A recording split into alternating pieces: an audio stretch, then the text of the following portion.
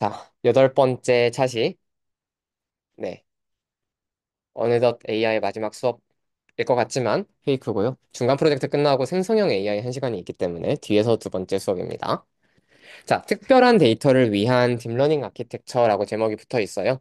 우리 지금까지 이제 NLP 같은 가장 기본적인 형태의 딥러닝 알고리즘을 봤잖아요. 근데 실제로 이제 딥러닝에서 주로 처리하는 게 이미지 텍스트가 제일 많다 보니까 이제 이런 좀 특이한 형태의 데이터들을 처리하기 위해서 더 좋은 성능을 낸다고 알려진 다양한 알고리즘들이 있습니다. 그래서 오늘은 그거를 좀 배워본다라고 생각을 하시면 될 것 같고요. 그래서 이미지 두 중단원, 텍스트를 보통 순서에서 쓰는데 우린 텍스트 말고 좀 더 재밌는 거 해볼 거예요. 아무튼 요걸 한 중단원 이렇게 해서 편성을 했습니다. 자, 그래서 이미지를 이해하는 딥러닝 아키텍처입니다. 이름이 거창하죠? 표지도 되게 멋있죠? 자, 우리 하고 있었던 일 다시 한 번만 정리 좀 해볼게요. 어차피 복습 슬라이드라 좀 빨리 넘어갈 건데 우리 뭐 예과 1학년 신경이의 명성을 듣고 안산병원 호흡기내과는 이런 요청을 하지 않습니다. 아무튼 수업을 위한 설득님을 양해 부탁드리고 아무튼 엑스레이로 폐렴 진단하는 간단한 태스크를 하고 있었죠. 그래서 사실 폐렴 같은 경우에는 음영이 좀 뚜렷한 편이기 때문에 뭐 여러 번 보고 이제 세균성 바이러스성을 구분해라 이건 좀 어렵겠지만 그냥 딱 뚜렷하게 심한 폐렴과 아닌 사람은 구분하는 게 좀 간단하다. 그래서 그 정도면 AI로도 할 수 있지 않겠느냐. 이게 시작인 거죠. 그래서 우리가 인공신경망을 썼고 다층 퍼스트론을 했고 원래 이제 이게 첫 슬라이드이기 때문에 어, 지난 시간 복습할게요 하면서 이 슬라이드를 보여드려야 되는데 우리가 딱 진도가 밀려가지고 방금 전에 이걸 다 수업을 했기 때문에 그냥 빠르게 넘어가겠습니다. 자, 그래서 일단 MLP를 써보니까 대충 한 91, 2, 3% 정도대에서 90% 초반에서 성능이 나와요. 여기까지 만족스럽죠? 자, 근데 일단 우리가 여기서 두 가지 생각을 더 해볼 수가 있어요. 첫 번째로 딥러닝의 꽃은 아키텍처의 다양성이라고 했다. 네. 사실 진짜 뭐 그냥 보여드린 것처럼 정말 무한히 많은 아키텍처들이 가능하잖아요. 퍼셉트론 수도 마음대로고. 자, 이제부터 완전 연결층 이외에 다른 층도 있다는 걸 제가 보여드릴 건데 아무튼 그렇게 다양한 아키텍처들을 활용할 수 있다라는 게 딥러닝 아키텍처의 딥러닝의 장점이죠.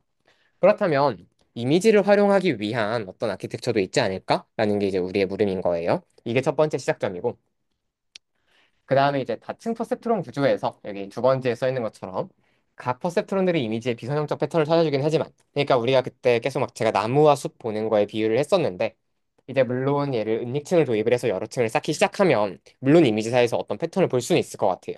근데 그게 시각적으로 딱 명확한 우리가 이해할 수 있는 얘는 공간적인 패턴이다. 이런 느낌의 패턴이 아니잖아요.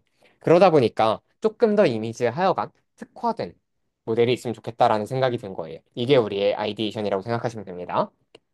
그래서 우리 모두 신경이가 되어서 더 이미지를 잘 이해하고 분류할 수 있는 좀 더 이미지에 특화된 그냥 특화된 요 키워드를 기억해 주시면 좋을 것 같아요. 그런 아키텍처를 만들어 봅시다. 라는 거예요. 자, 일단 시작하기 전에 몇 가지 얘기를 좀만 더 해드리자면 어, 사실 이게 모델이 훈련이 되잖아요. 그러면 어쨌든 모델 어딘가에는 그 가중치 값들이 다 저장이 돼 있을 거잖아요. 그거를 여러분들이 다 실제로 열어보실 수가 있거든요. 그 방법 잠깐만 설명을 드려볼게요. 그냥 요거는 화면으로 보지 말고 우리 코드로 아니, 강의록으로 보지 말고 우리 코드로 바로 따라와 봅시다. 우리가 이렇게 모델을 만들었잖아요. 자, 화면 잠깐 봐주세요. 여기서 레이어스 말 그대로 층들이죠.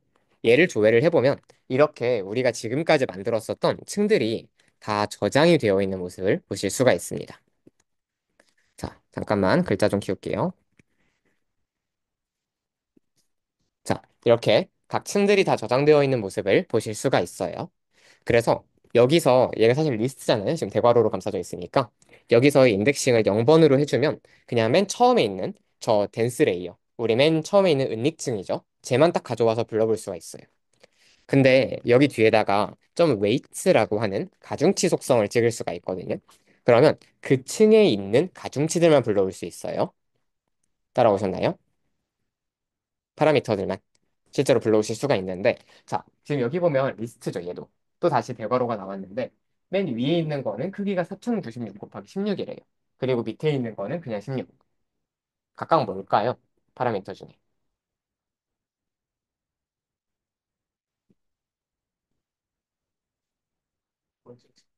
네.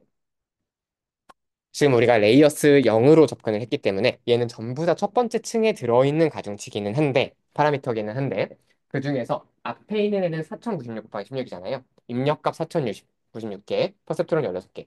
그 사이를 이어주는 모든 가중치가 저기에 저장이 되어 있습니다. 그리고 밑에 있는 그냥 16바이. 저 친구는 퍼셉트론이 16개잖아요. 퍼셉트론마다 편향 하나씩 가지고 있겠죠? 그 편향값이 저기에 저장되어 있다고 생각을 해주시면 돼요. 보통 편향은 그냥 스레시홀드 역할만 하니까 우리는 가중치에 조금 더 관심이 있거든요. 그래서 여기다가 0번으로 인덱싱을 해서 가중치만 가져와 보겠습니다. 자, 근데 우리는 값을 보고 싶은데 여기는 뭐 그냥 알 수 없는 말들만 막 써 있죠. 얘를 점 numpy 함수를 여기 뒤에다가 붙여가지고 저 numpy가 사실 모듈이었어요.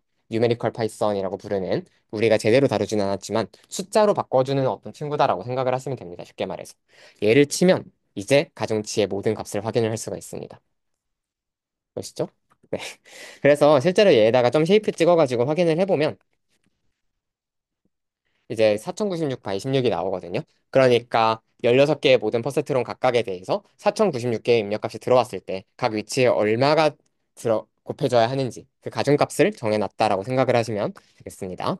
자, 거기까지가 이제 제가 이 내용을 쭉 설명을 드린 거고요. 그러면 여기서 뭘 해볼 수가 있냐? 자, 여기서부터는 살짝 어려운데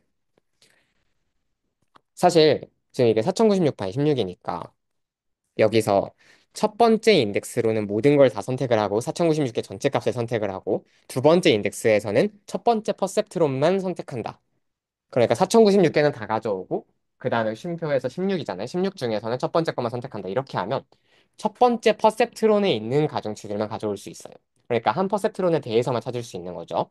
이렇게 해서 조회를 하면 이제 딱 1차원의 깔끔한 배열이 나옵니다. 안에 4096개의 값들이 들어있겠죠. 그러니까 전체 퍼셉트론 16개 중에 첫 번째 친구의 가중치 값을 다 확인을 한 거예요. 그 다음에 이 뒤에다가 리쉐이프라는 방법을 써서 얘를 64 곱하기 64로 재조정을 해주잖아요. 그러면 이제 얘를 2차원 구조로 바꿀 수가 있어요. 전체 4096개가 펼쳐져 있는 느낌이었었는데 64, 64 이렇게 2차원의 정사각형 구조로 바꾼 거죠. 자, 이런 짓을 왜 하냐? 이거 그냥 설명을 바로 드릴게요. 일단 임포트 맵플런 파이플롯 이렇게 하면 그 우리가 플롯 그릴 수 있는 그래프 그릴 수 있는 요런 모듈을 라이브러리를 불러올 수가 있거든요. 근데 여기서 plt.imageShow라는 의미로 임쇼를 하고 그 안에다가 방금 쓴 거 저걸 넘겨주면 무슨 일이 일어나느냐? 짠! 가중치의 값들을 큰 값은 밝게 그리고 작은 값은 어둡게 해서 이렇게 2차원의 이미지로 보여줘요. 얘를 2차원으로 보여주고 싶어서 제가 64 곱하기 64로 바꿨던 거예요. 이렇게 이미지로 보고 싶어서. 네. 네.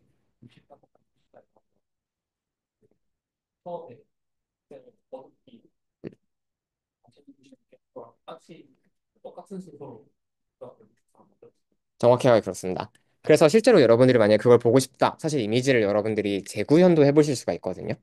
여기 데이터 프레임에서 마일록 제로 하면 맨 처음에 있는 컬러만 딱 불러와지잖아요. 일단 그 전에 그 클래스는 뺄게요. 이렇게 하면 클래스 빼고 그냥 딱 처음에 있는 4096개 픽셀만 불러와지잖아요. 얘는 이제 시리즈이기 때문에 여기다 밸류스를 하면 넘파이로 바꿀 수가 있고 여기다가 리쉐이프를 해서 64, 64로 하면 우리가 원하는 그 숫자 배열로 바꿀 수가 있거든요. 방금 했던 거랑 똑같이 임포트 맵플롯립.pyplot splt 해주고 plt.imageShow에다가 쟤를 넣어주면 짜잔 엑스레이 이미지가 그대로 나옵니다. 우리 데이터 프레임에서 첫 번째 샘플이 저거였던 거예요. 신기하죠? 네. 만약에 이 코드 궁금하시면 영상 나중에 다시 찾아보시면 될 것 같고요. 네.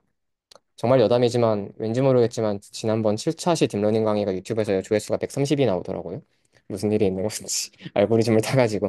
자, 그리고 또 한 가지 재밌는 게 이 이미지 쇼 함수는 CMap, 컬러맵이라고 하는 설정 값이 있어요. 지금 얘가 제일 기본적인 비리디스라고 하는 그런 설정이거든요. 근데 한 설정 값이 몇십 개가 있는데 걔네들에 따라서 밝은 색과 어두운 색을 어떻게 보여줄지를 정할 수가 있습니다. 제일 대표적으로 지금 우리 엑스레이는 흑백으로 보니까 그냥 그레이로 쳐주고 싶죠. 그러면 짜잔 이렇게 흑백 톤으로 딱 나오는 걸 볼 수가 있고 그레이 R 리버스로 해주면 이렇게 반전으로 나옵니다. 또 뭐 제가 오늘 좀 다양한 방법으로 쓸 쿨웜이라고 하는 것도 있는데 이렇게 하면 이제 쿨톤 웜톤 딱 어둡고 딱 이렇게 푸르고 빨갛게 보여줄 수도 있고 뭐 되게 다양한 것들이 있습니다. 아무튼 그래요. 근데 이제 쟤는 원본 이미지를 저렇게 시각화를 해본 거고 얘는 이제 퍼셉트론이 학습한 가중치를 시각화해본 거죠. 좀 차이가 있죠. 그래서 뭐 실제로 이렇게 뽑아보면 이렇게 나와요. 방금 쿨럼으로 이제 설정했을 때 이렇게 나오거든요. 근데 일단 뭔가 엑스레이를 파악하고 있다라는 느낌이 대충 들기는 하는데 뭔가 되게 모호하죠. 보면 지금 얘가 그 노란색 쪽으로 따뜻한 색 쪽일수록 점점 더 숫자가 높아진다고 생각하시면 되거든요. 대충 갈비뼈의 전반적인 윤곽, 그 다음에 척추, 그 다음에 대략적인 횡격막 정도는 지금 보고 있는 것 같기는 한데 뭔가 그래도 아직 얘가 제대로 인식을 하고 있다라는 느낌이 좀 안 들기는 하죠. 그래서 네, 이미지를 위한 새로운 아키텍처가 필요하다라는 게 지금까지의 도입이었고요. 자, 그래서 설명을 좀 드려볼게요. 자, 새로운 아키텍처의 아이디어는 뭐냐? 이거예요. 지금 우리가 하고 있는 건 그냥 이거잖아요. 이미지의 데이터에 있던 각 픽셀들을 쭈쭈쭈쭈 뽑아가지고 퍼셉트론으로 패턴을 포착해서 그 포착된 패턴을 가지고 그냥 분류를 한다. 이게 지금 기본적인 구조예요. 그렇죠? 그런데 사실 이미지라는 건 시각이잖아요. 우리가 실제로 볼 때는 패턴을 어떻게 인식하냐면 그냥 물론 사람마다 다르겠지만 네, 그레이로 돌려놓고 설명을 드려볼게요. 그냥 가운데 완전히 밝은 세로선이 쭉 지나간다. 척추. 오른쪽으로 이렇게 쫙 치우친 게 사실 왼쪽이죠. 왼쪽으로 쫙 치우친 게 이렇게 덩어리가 있다. 심장. 뒤로 이렇게 돌아간다. 일단 그렇게만 할게요. 그 다음에 밑에 거대한 덩어리 횡격막. 그 밑에 간 있고. 그 다음에 뭐 세로선이 이렇게 양쪽이 쭉 뻗어 있다. 아무튼 이렇게 형태로 판단을 하죠. 우리는. 세로선이 있다. 가로선이 있다. 그 다음에 이렇게 둥글다. 아니면 고장이 있다. 아니면 전체가 색칠돼 있다. 이런 우리는 시각적인 패턴으로 항상 이미지를 인식을 해요. 여기서 똑같이 아이디어를 얻어서 전체 데이터에서 이미지의 패턴을 볼 수 있는. 그러니까 아까 제가 말씀드린 뭐 가로선이 있다, 세로선이 있다 이런 것처럼 이미지적인 패턴을 먼저 찾아놓고 그 다음에 걔를 바탕으로 분류를 하면 훨씬 더 정확하지 않을까요? 이게 기본적인 아이디어 도입이라고 생각하시면 돼요. 자, 그래서 조금만 더 설명을 드려보자면 이거예요. 이미지가 들어갔을 때 지금은 그냥 픽셀 하나하나 값에다가만 보고 아 여기가 밝아? 그러면 이거 페럼이고 여기가 어두워? 그럼 이거 페럼 아니고 이런 식으로 판단을 하고 있는데 약간 먼저 패턴 탐지기 같은 애를 하나 넣어주는 거예요. 그래서 아 양쪽에는 일정 간격으로 가로 방향의 흰선들이 있다. 갈비뼈 얘기하는 거고요. 그 다음에 흰석 아래에는 검은 부분들이 있다. 폐 음영 얘기하는 거고요. 그 다음에 가운데에는 커다란 흰색 음영 공간이 있다. 횡격막 앤드 간 얘기하는 건데 이런 식으로 누가 알려준 다음에 그 다음에 딥러닝으로 분류를 하면 훨씬 더 이제 이미지적인 패턴을 한번 포착하고 들어가는 거니까 정확도가 훨씬 더 괜찮아지지 않을까라는 게 이제 이 아키텍처의 기본 아이디어라고 생각을 해주시면 돼요. 따라오셨나요? 좋아요. 네. 그래서 이 패턴 탐지기를 어떻게 구현을 할 것이냐. 제가 방금 전에 설명드린 것처럼 도대체 어떻게 이미지 안에서 세로선, 가로선, 그 다음에 뭐 곡선 이런 것들 아니면 전체 음영 이런 것들을 어떻게 찾아낼 것이냐. 자, 요거를 위해서 조금 새로운 계산 방법 하나를 여러분들이 이해를 하셔야 되는데 컨볼루션, 합성곱이라고 하는 새로운 계산 방법이 있습니다. 자, 일단 어떻게 계산하는지부터 설명을 드릴게요. 어, 이미지 위에서 어떤 공간적인 패턴을 찾기 위한 그런 계산 방법인데, 이제 원본 이미지 위에서 이 필터를 놓을 수 있는 모든 위치에다가 필터를 이렇게 쭉 긁어, 그, 긁힌다 그 말입니다. 그냥 이렇게 움직인다. 이렇게 쭈쭈쭈 움직여버려요. 그 다음에 어쨌든 필터가 원본 이미지랑 딱 맞아 떨어져서 어떤 위치에 딱 자리를 했을 거잖아요. 서로 위치가 맞는 애들끼리 다 곱해서 그 값을 다 더합니다. 도대체 뭔 소리냐? 자, 한 번씩 설명 드려볼게요. 지금 원본 이미지가 4 곱하기 4짜리고 필터가 3 곱하기 3짜리.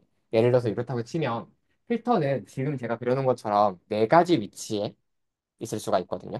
왼쪽이 왼쪽 아래, 오른쪽 위, 오른쪽 아래. 이렇게 네 곳에 있을 수 있죠. 만약에 이렇게 필터가 왼쪽 위에 위치했다. 그러면 어쨌든 필터에 있는 3 곱하기 3 9개의 값과 원본 이미지에 겹쳐진 위치에 있는 9개의 값이 있겠죠. 얘네들이 서로 위치가 맞는 애들끼리 다 곱합니다. 그러면 3 곱하기 1, 2 곱하기 0, 2 곱하기 마이너스 1 이런 식으로 총 9개의 곱셈값들이 나오겠죠? 얘네를 싹 다 더해요.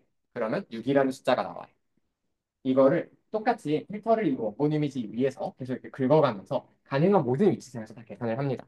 그러면 왼쪽 위에선 6이 나오고 왼쪽 아래에선 7이 나오고 오른쪽 위에선 4가 오른쪽 아래에선 2가 이런 식으로 값들이 계산이 되겠죠?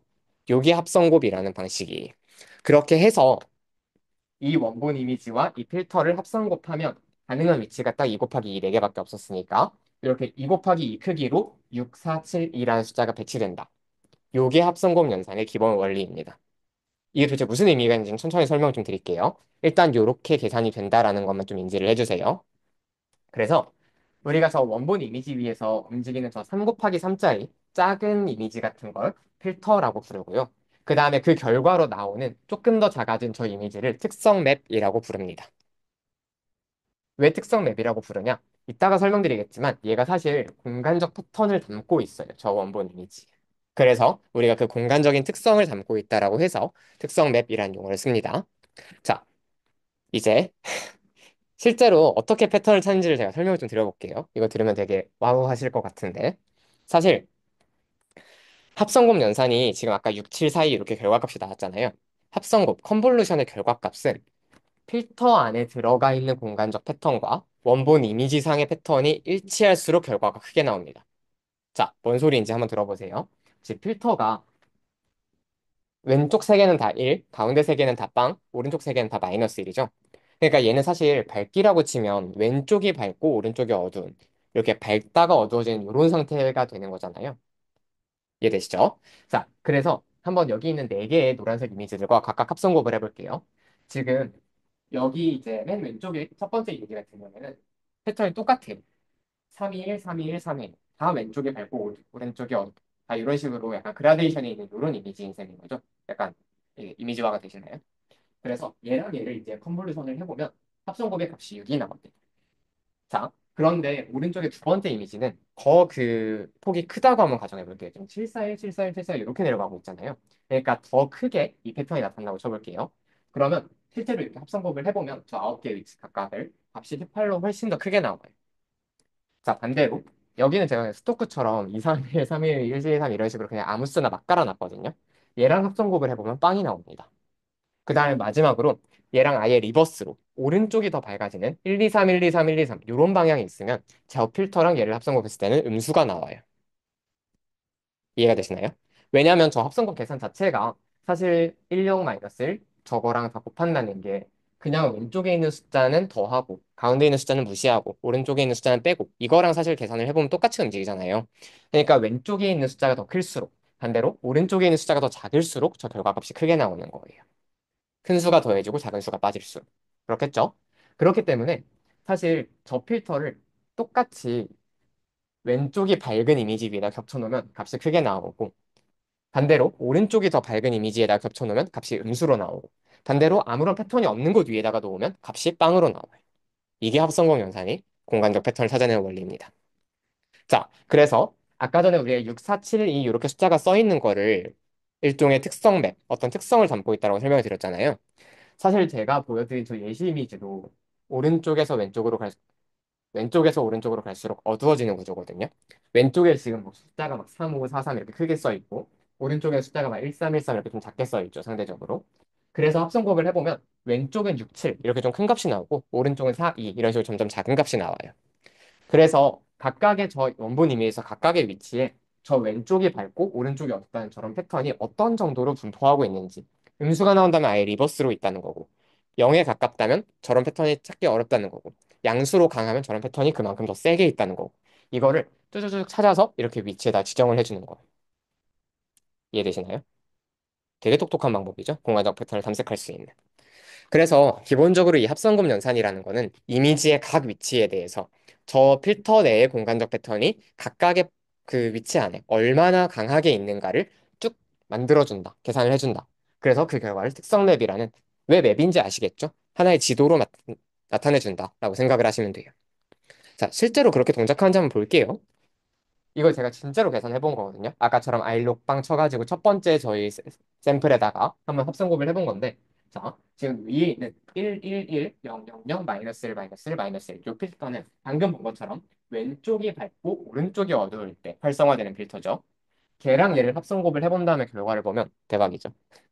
자, 실제로 볼게요. 지금 여기 척추뼈 시작하는 부분 살짝만 보면 여기에 왼쪽 끝단에 왼쪽이 없고 왼쪽이 맞죠? 그러니까 얘랑 지금 리버스잖아요. 그래서 지금 파란색으로 얘가 탐지가 되고 있는 걸 볼 수가 있어요. 왼쪽 끝단. 반대로 오른쪽 끝단은 우리가 찾고 있는 딱 그 느낌이죠. 왼쪽이 밝고 오른쪽이 어두워. 그래서 이쪽은 확실히 빨간색으로 되게 세게 나와요. 이런 식으로 왼쪽이 밝은 애들은 다 빨간색으로 세게 나오고 오른쪽이 밝은 애들은 다 파란색으로 세게 나오고 그게 아니라 별다른 그런 좌우 특성이 없는 애들은 그냥 다 희미하게 어두운 약간 흐린 빨강이나 파랑으로 애매하게 나오죠. 자, 반대로 이번에는 1형 말, 1형 말, 1형 이렇게 가로 방향 필터랑 한번 합성곱을 해봤어요. 이러면 이 합성곱 필터는 무슨 역할을 하냐? 위쪽이 밝고 아래쪽이 어두운 이런 패턴을 찾겠죠? 그래서 반대로 얘는 찾는 방향이 일단 다 가로인 걸 알 수가 있어요. 활성화되는 방향이. 특히 이런 거, 쇄골, 여기 같은 경우에는 지금 여기 위쪽이 밝고 아래쪽이 어두워. 위쪽 밝고 아래쪽 어두워. 지금 이런 구조니까 확실하게 쇄골 쪽은 다 활성화가 되는 걸 볼 수가 있고 쇄골의 밑단은 그거에 반대로 나타나니까 지금 쇄골 밑단은 또 새파랗게 나타나는 걸 볼 수가 있죠. 갈비뼈에서도 비슷한 패턴이 반복되고 이런 식으로 공간적 패턴을 찾는 거예요. 이렇게 해서 각각의 위치에 어떤 공간적 패턴이 얼마나 강하게 또는 약하게 또는 반대로 분포인지를 찾아낸 다음에 이걸로 이제 완전 연결층을 통해서 분류를 시키면 훨씬 더 이미지에 잘 맞는 특화된 패턴을 찾는 게 가능하지 않을까라는 게 아이디어의 시작입니다. 이해되시나요? 되게 멋있죠? 아이디어가. 자, 그래서 우리가 요런 합성곱 연산을 사용하는 신경망 구조를 합성곱 신경망 컨볼루셔널 뉴럴 네트워크라고 부릅니다. CNN이에요, 학자가. 네. 구글에다 CNN 치면 자꾸 방송국부터 뜨는데, 영국 방송국부터 뜨는데, 가지고 매번 컨볼루셔널이라는 단어를 길게 타이핑을 해줘야 되는 굉장한 불편함이 있습니다. 네. 여러분들 알고리즘이 방송국보다 신경망을 더 먼저 띄우도록 잘 훈련을 시켜보시고요. 아무튼, 그래서 요 연산을 사용하는 모든 알고리즘을 이제 다 우리가 합성곱 신경망이라고 부르고, 일단 기본 원리는 이거예요. 첫 번째, 이미지 데이터에서 그냥 가로 패턴을 찾는 게 아니라 합성곱 연산으로 공간적 패턴을 찾는다. 이게 1단계. 그 다음에 그 공간적 패턴을 바탕으로 분류를 한다. 2단계. 이렇게 하면 이미지라는 거에 훨씬 더 맞춰서 판단을 하게 되는 거니까 훨씬 더 좋은 성능이 나올 거라는 거예요. 이해되시죠? 네. 1960년대? 하면 진짜 옛날에 처음 아이디어가 제안이 됐던 걸로 기억을 해요. 56년인가 그럴 거예요. 아마 이게 처음 제안됐게. 일본에서. 네. 아무튼 그렇습니다. 자, 일단 여기까지가 합성곱 연산의 작동 원리는 일단 여러분 다 이해를 이미 하셨고, 근데 합성곱 연산이 좀 특이한 게 일단 연산 방식 자체가 되게 독특하잖아요. 그래서 약간 일반적인 NLP에서는 볼 수 없던 좀 특이한 구성 요소, 용어 이런 것들이 좀 많이 나옵니다. 그래서 지금부터 제가 그런 거를 좀 후다닥 설명을 드릴 테니까 일단 각각의 용어들이 어떤 컨셉인지 왜 필요한 건지만 좀 이해를 해주세요. 첫 번째로 패딩이라는 게 있는데, 네, 여러분들이 입으시는 그 패딩 맞거든요. 감싸준다. 그냥 그 의미라고 생각하시면 돼요. 일단 방금 보셨으면 알겠지만 4 곱하기 3 필터에다가 인터넷 연결 불안정하지 말고 4 곱하기 4짜리 이미지에다가 3 필터를 씌우면 2짜리 특성 맵이 나오죠. 사실 왜 그런지 되게 자명하죠. 이 안에서 특성 맵이 움직일 수 있는 범위가 훨씬 더 제한되니까 훨씬 더 작은 특성 맵이 나오는 거예요. 필터가 작게 움직이니까. 딱 수학적으로 연산을 해보면 사실 특성 맵 한 변의 길이는 저기 써놓은 것처럼 원본 이미지 빼기 필터 플러스 1 대충 이렇게 계산적으로 나올 거라는 거 아시겠죠? 그래서 2는 4 빼기 3 더하기 1 간단한 수학이죠. 자, 근데 이렇게 작아지는 게 몇 가지 문제를 일으키는데 뭐가 있냐? 자, 첫 번째로 얘는 간단한 문제인데 일단 계산이 귀찮아져요. 한 번 합성 곱층을 거치면 어쨌든 이 3짜리 필터를 쓰면 항상 2칸씩 작아지는 거잖아요, 모서리가. 그러면 일단 모서리가 2칸씩 작아지니까 다음 층을 설계하거나 뭐 뒤에 완전 연결층을 만들든 합성 곱층을 또 붙이든 등등등등을 할 때 굳이 이걸 또 계산을 해줘야 돼요. 여기서 64 곱하기 64였는데 필터가 33이었으니까 다음 층은 62 곱하기 62에 맞춰서 설계를 하고 너무 귀찮죠? 그냥 64 곱하기 64로 쭉 통일돼 있으면 얼마나 편할까라는 거예요. 두 번째로 얘가 더 메이저 문제인데 한번 보세요. 이 위에서 필터를 움직일 때 여기 제일 꼭다리에 있는 친구들은 딱 그 꼭지점, 그 모서리에 가 있을 때밖에 연산에 참여를 못해요. 반대로 여기 모서리 변에 있는 애들은 2번씩 참여를 할 수가 있고 센터 빨간색 존에 있는 애들은 모든 연산에 다 참여를 해요.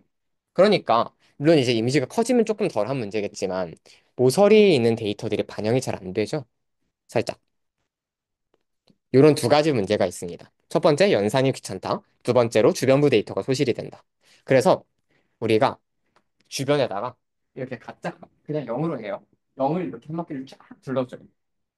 그러면 사실 이미지가 원래는 44짜리지만 66으로 커진 거잖아요. 그러면 필터를 33짜리를 써도 600이 3 플러스 1 하면 44. 원래 이미지 크기로 돌아와 버리죠. 이렇게 해서 우리가 원래 이미지 크기를 유지를 해줍니다.